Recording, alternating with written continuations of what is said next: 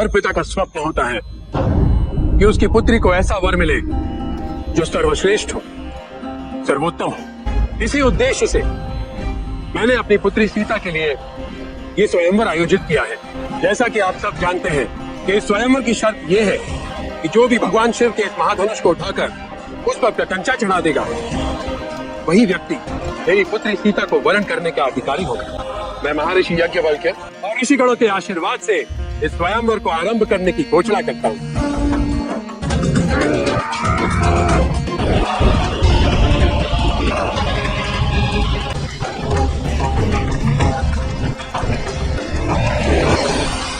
क्या हुआ महाराज?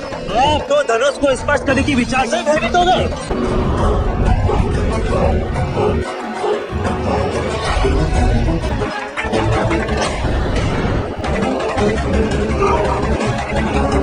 देखिए मिथिला नरेश, देखिए जो शेष रह गए हैं वो प्रयास भी नहीं करना चाहते, परंतु निश्चिंत रहे, इस धनुष पे प्रत्यंचा केवल एक ही व्यक्ति चढ़ा सकता है, केवल एक ही व्यक्ति, महाप्रतापी, महाबलशाली लंकापति रावण।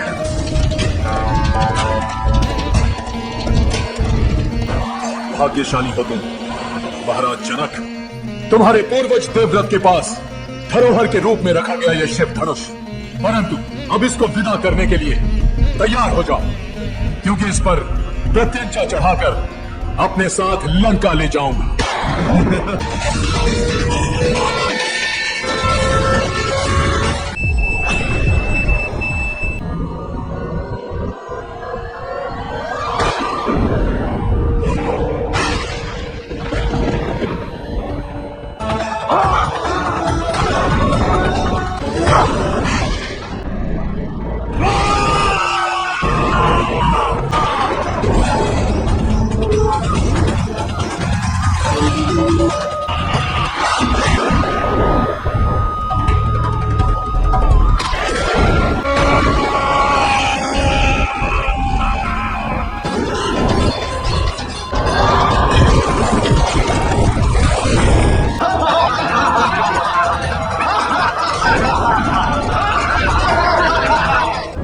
ये तो साहस किया। आओ मेरे सम्मुख होकर मेरा उपहास करो। कायर, शांत हो जाइए। यदि मेरे किसी भी अतिथि ने आपका अपमान किया है तो उसके लिए मैं क्षमा प्रार्थी हूँ। कपटी हो तुम जनक। इसने तो सबको अंधकार में रखा है, एक बहुत बड़े सत्य को छुपाकर।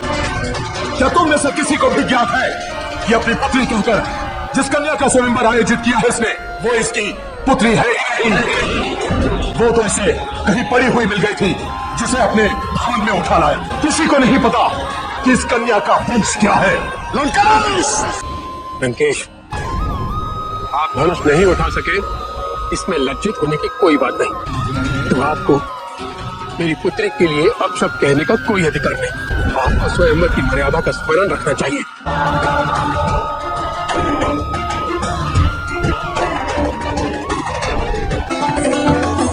ब्रह्मा ऋषि विश्वामित्र यहाँ? रघुवंशी महाराज दशरथ के पुत्र हैं, राम और लक्ष्मण। क्षमा करें, परंतु आप तब का आचरण निंदनीय है। आप तब में इस तथ्य को स्वीकार करने की विनम्रता होनी चाहिए थी कि सबके लिए सब कुछ कर पाना संभव नहीं होता। कभी कल्पना नहीं की थी कि आर्यवर्त के राजवंशी ऐसे निकलेंगे। जब रावण मेरी पुत्री का अपमान कर रहा था, किसी ने भी साहस नहीं किया उसका विरोध करने का। क्या मैं सच में आर्यवर्त के महान पुरुषों के मध्य खड़ा हूं? ये ज्ञात तो हुआ कि कोई नहीं है इस आर्यवर्त में जो इस धनुष को उठा सके। कोई नहीं है ऐसा। क्षमा करिए राज, पर ऐसा कहकर आप मेरे भैया की उपेक्षा कर रहे हैं। यहाँ पर उपस्थित राजवंशियों के सामर्थ्य से मैं परिचित नहीं हूँ, पर इतना अवश्य कह सकता हूँ कि पूरे आर्यवर्त में मेरे भैया जैसे कोई नहीं। लक्ष्मण, शांत, राम, शिव धनुष पर प्रत्यंचा चढ़ाकर महाराज जनक को इन आक्षेपों से मुक्त कर दो। आपका आदेश है गुरुदेव।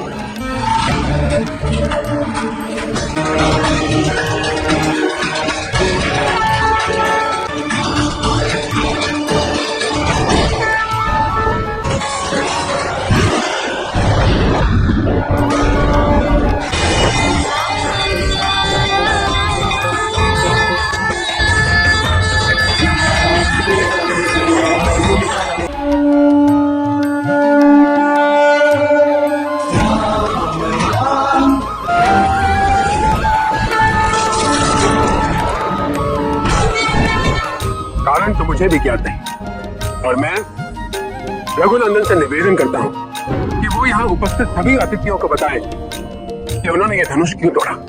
मैं ये नहीं जानता कि मुझसे ये धनुष कैसे भंग हो गया, किंतु इतना अवश्य जानता हूँ इसके भंग होने में एक प्रतीकात्मकता अवश्य है। यहाँ उपस्थित इन सभी राजाओं ने इस स्वयंवर को एक स्पर्धा का रूप दे दिया था। यहाँ पर प्रश्न आपकी पुत्री के सम्मान और उनके अस्तित्व पर लगा दिया गया था, और इस मानसिकता का भंग होने के लिए इस धनुष का भंग होना अनिवार्य था। विवाह का आधार समानता होना चाहिए, ना कि स्पर्धा। किंतु जो व्यक्ति अपनी होने वाली पत्नी को जय चिन्ह के रूप में देखने लगे, वो भला उसे अपने समान कैसे समझेगा? वो तो मात्र उसके पराक्रम का प्रतीक बन के रह जाएगी। महाराज, किंतु मेरा एक निवेदन है, आपका जो भी निर्णय उसमें सीता की इच्छा, उनकी सहमति भी निहित है। अपने वर का चुनाव करने का अधिकार होता है स्वयंवर। जिसने स्वयंवर की शर्त पूरी की, उसी के साथ विवाह करने के लिए सीता बाध्य नहीं होनी चाहिए। अपना निर्णय सुनाओ पुत्री। मैं धन्य हूँ पिताजी। आज मैं एक ऐसे पुरुष के समक्ष हूँ जिन्हें अपने पुरुषार्थ को सिद्ध करने हैं। किसी स्त्री को नीचा दिखाने की आवश्यकता नहीं पड़ती। इन्हें अपने पति के रूप में स्वीकार करना ये मेरा सौभाग्य होगा पिताजी।